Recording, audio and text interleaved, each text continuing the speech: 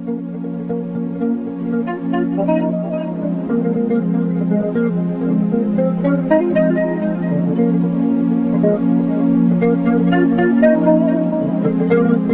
peut faire un débat avec cette question-là, c'est l'occasion, hein, on va en faire un débat. Beaucoup de choses ont été dites, là. Idées reçues, pas reçues, les voitures, les industries. Il n'y a que ces sources de contaminants, Monsieur Villetard. Alors, il n'y a pas trop d'idées reçues, c'est bien, pour une fois, parce que des fois on entend des choses un peu plus différentes. Donc effectivement, nous habitons dans le sud, donc les deux principales sources de pollution d'air extérieur, ça va être les industries et le trafic routier. Quand on remonte un peu plus dans le nord, vient se rajouter la pollution liée au chauffage, mais on est un petit peu moins touché. Quand on prend au niveau régional, il y a une répartition à peu près équilibrée. C'est-à-dire on va avoir un tiers qui va venir des automobiles, un tiers qui va venir des industries, et un tiers qui va venir du chauffage et on va dire du résidentiel. Donc ça peut être aussi le brûlage des déchets verts, des choses comme ça, enfin ce que chacun fait dans son usage courant. Quand on prend un petit zoom sur la zone de l'ouest des Bouches-du-Rhône, on va avoir plutôt une répartition 50% industrielle, puisqu'on a une forte concentration d'industrie, comme ça a été dit dans le reportage, donc Fausbert, etc. Et à peu près 25% sur le trafic, donc qui est la deuxième source.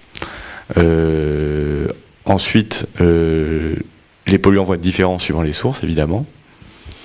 Et après, je ne sais plus la question. Alors, en fait, on est mieux loti à Salon de Provence qu'à Berre, en clair. Alors, évidemment, il y a ce qui a été rappelé tout à l'heure sur l'air extérieur, tout est un phénomène de dispersion. Donc plus on va être éloigné des sources, et moins on va être susceptible d'être exposé à des concentrations qui sont fortes. Parce que évidemment, on a tous en tête le panache de fumée qui sort d'une usine. Il va d'abord être concentré, et petit à petit, qui va s'éloigner de l'usine et qui va prendre de l'altitude, il va se disperser. Toutefois, on a quand même une exposition au long terme, ou même avec des petites concentrations sur des longues durées, on peut avoir un impact sur la santé. Alors après, en forme d'anecdote, une demoiselle abordait la question, mais est-ce qu'on a vraiment besoin, parce que en fait c'était ça la question de fond, est-ce qu'on a vraiment besoin de toutes ces industries, ou plutôt l'autre question, est-ce que nous sommes aujourd'hui en mesure de contrôler les gaz d'émission de ces industries, des automobiles, puisque globalement la pollution provient pratiquement à la fois des industries, des automobiles et des systèmes de chauffage. On abordera ça peut-être tout à l'heure avec les équipements publics performants. Qui veut répondre à cette question ? Monsieur Villetard ? Je continue. À elle, spécialiste. Alors, les industries, puisqu'il y a quelques années, et ça a été dit dans le reportage d'ailleurs très bien, les usines se sont améliorées. Donc il y a quelques années, la part industrielle était beaucoup plus importante et il y avait des émissions de composés qui étaient beaucoup plus nocifs pour la santé.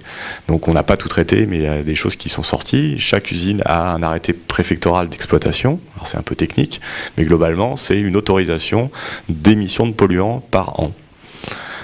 Ces arrêtés, ils vont généralement à la baisse après les années, et avec la technologie, le développement des nouvelles technologies pour pouvoir filtrer les fumées, on va vers une amélioration de la situation. Ce qui fait que la part relative des automobiles augmente. Alors on va se dire, les automobiles, ça va peut-être devenir plus important. Mais évidemment, les moteurs automobiles, ils progressent aussi. Il y a des normes qui sont passées, donc la plupart du temps, c'est les normes européennes, qui font que chaque voiture, individuellement, pollue moins qu'il y a 10 ans, il y a 15 ans, il y a 20 ans, il y a 50 ans. Donc si je comprends bien, en deux mots, aujourd'hui, mieux qu'hier, on arrive à mieux réguler, mieux contrôler. Qui dit mieux réguler, mieux contrôler, dit contrôle. Comment est organisée, par exemple, la surveillance de la qualité de l'air extérieur sur le département des Bouches-du-Rhône ? Alors, le système sur le département des Bouches-du-Rhône est le même que ce qu'il y a partout en France.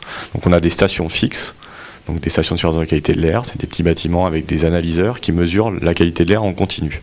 Donc, sur les principaux polluants connus. C'est-à-dire qu'on ne mesure pas l'ensemble des polluants, mais les principaux. Lesquels ? Alors, je vais revenir à ceux que j'ai cités tout à l'heure. Dioxyde de soufre, dioxyde d'azote, ozone, particules. Et après, plus récemment, se sont rajoutés les métaux lourds, donc plomb, arsenic, nickel, le benzène, des polluants organiques un peu plus divers, qui sont des composés chimiques plus spécifiques, le butadiène, le formaldéhyde, et je veux dire, des polluants émergents pour lesquels il n'y a pas encore de réglementation, mais sur lesquels on lance des mesures de campagne exploratoire pour essayer d'avoir des niveaux, parce qu'on sait qu'ils ont un impact sur la santé et qui risquent d'être prochainement réglementés. Donc on va avoir dioxine, furane, d'autres molécules au nom un petit peu scientifique et compliqué. Oui, alors Madame D'Alessandro, moi tout ça m'inquiète. Je veux dire, j'entends furane, c'est un nouveau là qui vient de sortir. Bon, formaldéhyde, on connaît un petit peu.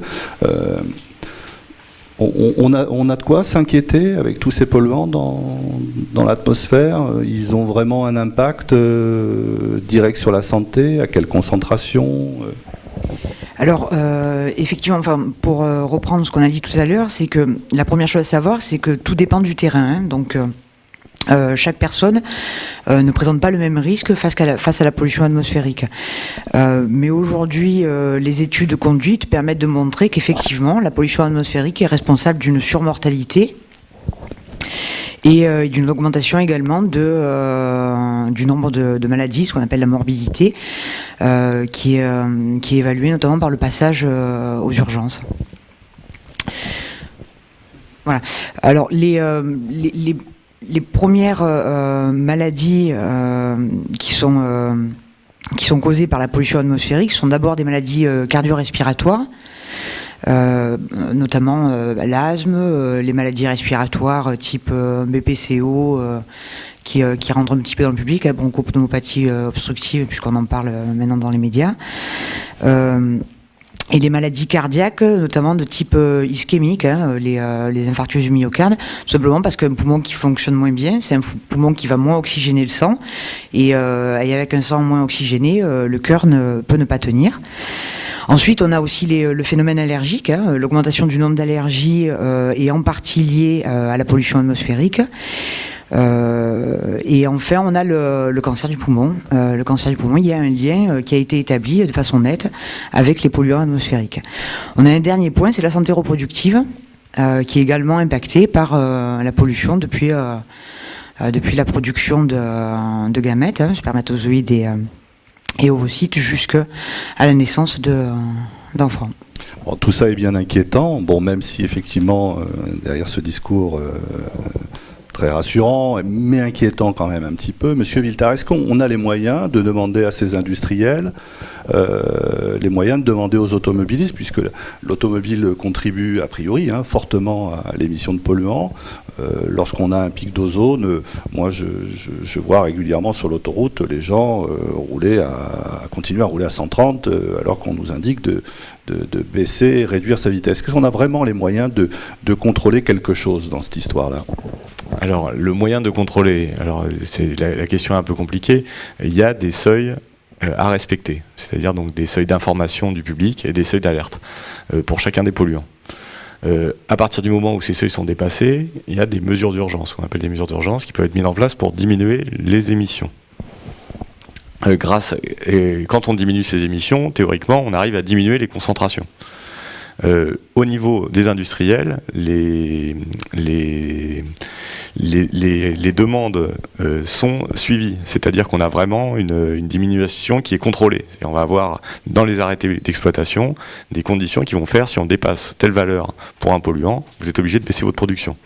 Vous êtes obligé d'arrêter le site. Donc ça c'est contrôlé. Par contre, pour les automobiles, là, c'est vraiment du geste individuel. Donc à chacun de respecter les consignes qui sont données par la sécurité routière.